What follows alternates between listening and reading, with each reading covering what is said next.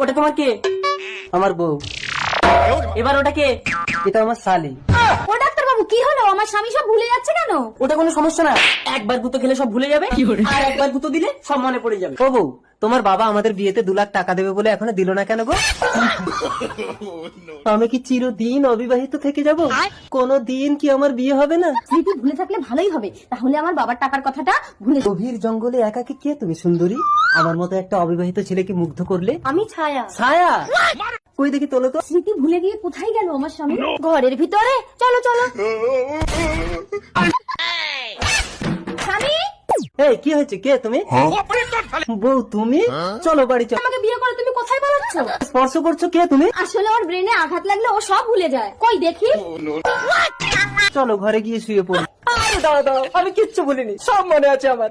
আগে তোমার বাবাকে 2 লাখ টাকা দিতে বলো, নইলে একে ঘরে তোলো।